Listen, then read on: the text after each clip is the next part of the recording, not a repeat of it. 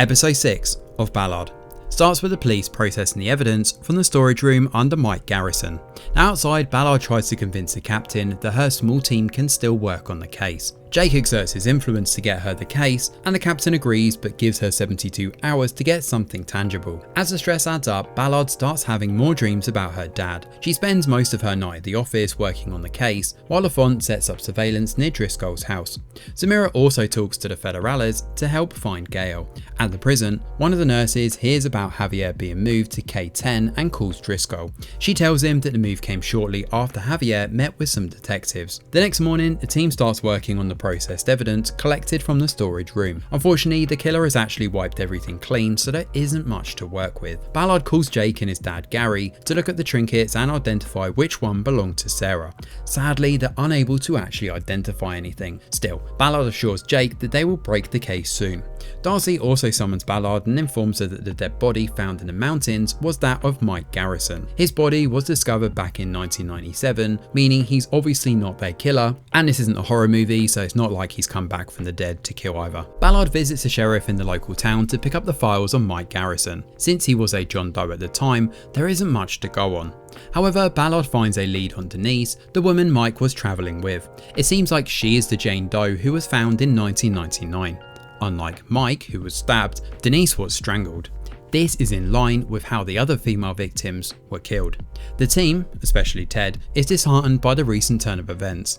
It doesn't help that their 72-hour loop is closing quickly. Ballard decides to focus on the victims instead of the possible suspects instead.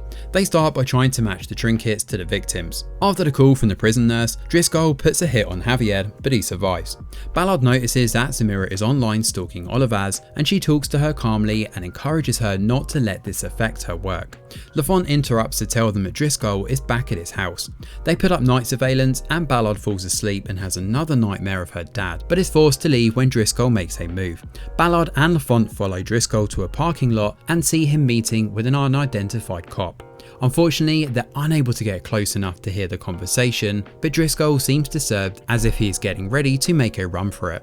After that, they lose him and they go back to the office empty-handed. Samira, meanwhile, tracks down Gael's mum. The team continues to identify new victims but find no similarities other than the manner of death. Due to the investigation, they conclude the killer was watching his victims. With their leads running low, Ballard and LaFont meet Abril, Gael's mum. She's struggling with the loss of her child and Louis. She identifies Driscoll as the cop who was supposed to help her family, and she mentions a cartel member named Jesus, and upon looking him up, they discover Jesus has a link to Driscoll. Driscoll helped him out of a few arrest cases. Back at the office, Martina identifies a new victim killed a few months ago. They realise that the killer is still active, and once Jake realises that Garrison is a lost cause, he turns his back on Ballard. The case is taken over by a new unit, however Ballard continues looking up the trinkets and finds a solved case. The victim was allegedly killed by her boyfriend, but her bracelet was found in a storage unit. She visits the captain and uses this information to get back the case. Later that night, Samira confronts Olivas, but he mocks her. Olivas believes he is above the law and has no remorse about what happened. The meeting with Abril deeply affects LaFont here, and he dedicates more time to helping her find her son. After a long day, Ballard returns home and settles in. She falls asleep on the sofa and wakes up to a masked man strangling her. A fight ensues and Ballard crushes the man's windpipe. She calls 911, but they're still 5 minutes out. She then calls Aaron, who talks her through performing a field trachea. The guy turns out to be Driscoll, and he regains consciousness and pulls out the tube. Unfortunately, he dies instantly. Episode 7 of Ballard starts with the police questioning Ballard at her house after the Driscoll attack. LaFont asks them to postpone the interrogation and allow Ballard to go to the hospital. Before getting into the ambulance, Ballard secretly hands Driscoll's burner phone to LaFont and gives him some instructions. The following day, LaFont updates the team on what happened. They're all concerned about Ballard, who's currently recovering at hospital. He tells them that the attack is related to the John Doe case, but the sheriff is looking into it. As they talk, a couple of sheriff's officers walk in and take all their case files. At the hospital, the captain informs Ballard that the homicide department has taken over her 2 cases. He also puts a protective detail on Ballard and keeps her at a motel for the time being. Now at the motel, Bosch visits Ballard to update her on the phone. He's got the data from it and returned it to the chain of custody. As expected, Bosch wants to know what he is getting into.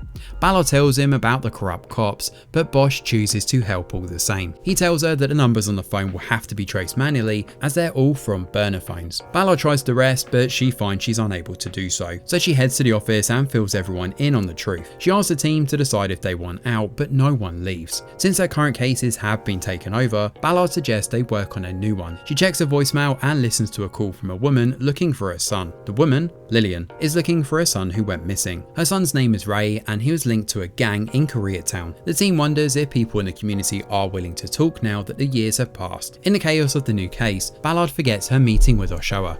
Oshoa is currently in prison for the murder of a woman who Ballard just linked to her serial killer. She calls the prison to set up a new meeting. After talking to Lillian and Ray's brother Jun, they realise that the family want closure.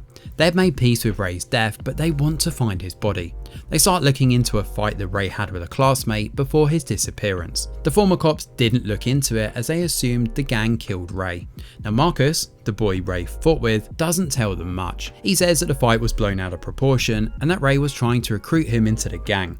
The team also put out a banner asking for a lead on a green Ford last seen near Ray's place. In the meantime, Lafont sends Ballard to her hotel to rest while Bosch chases down the burner phone lead. The following morning, Lafont calls Ballard to share a lead. A witness remembers seeing a green Ford near a hiking trail. The location is also the last place Ray's phone pinged, so Lafont and Ballard meet with the witness. In his statement, the witness explains he was urinating in the woods when a person emerged unexpectedly and drove off quickly in a green Ford. A quick search of the area leads them to discover Ray's body. Thanks to a sports injury, Ray had a metal plate on his shoulder. They also recover a gun at the scene, and the gun leads them to a woman named Fortson. Unfortunately, Fortson explains that she used to buy guns for her boyfriend who was involved in a gang. That boyfriend is long dead, and thus Fortson's alibi checks out. The following day, Ballard meets with Oshoa and gives him hope. She brings Oshoa's case to Damani and asks him to represent Oshoa in his appeal. Simultaneously, Lafont doubles down on his efforts to find Gael. Kylene tracks down a video of the fight and it leads him to one teacher called Mr. Kim.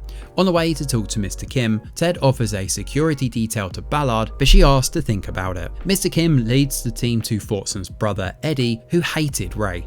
Ballard brings Eddie in, but his alibi also checks out. Now Eddie turns the tables on Mr. Kim and mentions that the teacher took his favourite elite students hiking on that trail. Later that night, Ballard accepts Ted's offer and returns home. Aaron helps him clean up, and just as he is about to confess his feelings to Ballard, she falls asleep. The team then switches its attention to Mr. Kim. Kylene discovers that at the time of Ray's death, Mr. Kim's mother used to own a green Ford. They contact the new owner and process it, and find conclusive evidence that Mr. Kim was on the hiking trail on the night Ray was killed. Before they can arrest Mr. Kim though, Jun holds the teacher hostage in his house. Thankfully, Ballard convinces him not to kill the teacher, and the case is then wrapped up with Mr. Kim in custody, and Ballard asks the DA to show Jun some leniency. The episode ends with Bosch calling Ballard and telling her that one of the burner phones from earlier, well, it's been traced back to Olivas.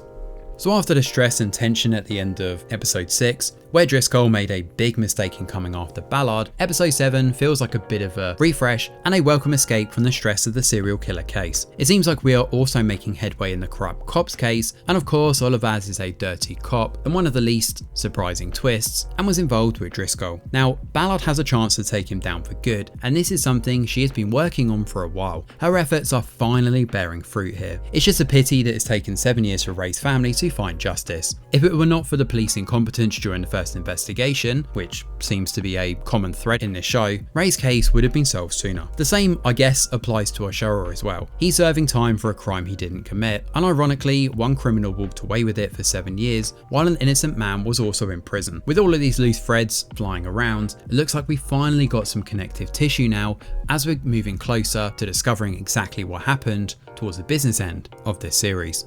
Thanks for watching, and do let us know your thoughts in the comments below. Smash a like or subscribe to the channel, your support is very much appreciated. I'm Greg Wheeler, and from all of us over here at The Review Geek, we'll see you on the next video.